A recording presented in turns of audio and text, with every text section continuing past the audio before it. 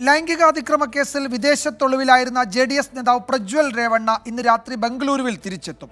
ജർമ്മനിയിലെ മ്യൂണിക്കിൽ നിന്ന് ലുഫ്താൻസ എയർലൈൻസിന്റെ വിമാനത്തിൽ യാത്ര തിരിച്ചു. പ്രജ്വലിനെ വിമാനത്താവളത്തിൽ നിന്ന് തന്നെ കസ്റ്റഡിയിലെടുക്കാനുള്ള നീക്കത്തിലാണ് അന്വേഷണ സംഘം.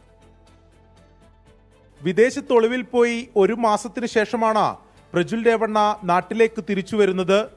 ജർമ്മനിയിലെ മ്യൂണിക്കിൽ നിന്ന് ഇന്ത്യൻ സമയം വൈകിട്ട് 4:06 പുറപ്പെട്ട വിമാനം രാത്രി 12:30 ബംഗളൂരുവിലെത്തും. വിമാനത്താവളത്തിൽ വെച്ച് തന്നെ പ്രജ്വലിനെ പ്രത്യേക അന്വേഷണ സംഘം കസ്റ്റഡിയിലെടുക്കും. വൻ സന്നാഹമൊരുക്കിയാണ് SITയുടെ കാത്തിരിപ്പ്. നാളെ രാവിലെ 10 മണിക്ക് ഹാജരാകാമെന്ന പ്രജ്വലിന്റെ ആവശ്യം അന്വേഷണ സംഘം അംഗീകരിച്ചില്ല. അറസ്റ്റ് ഒഴിവാക്കാൻ പ്രജ്വൽ രേവണ്ണ സെഷൻസ് കോടതിയിൽ മുൻകൂർ ജാമ്യാപേക്ഷ നൽകിയിരുന്നു.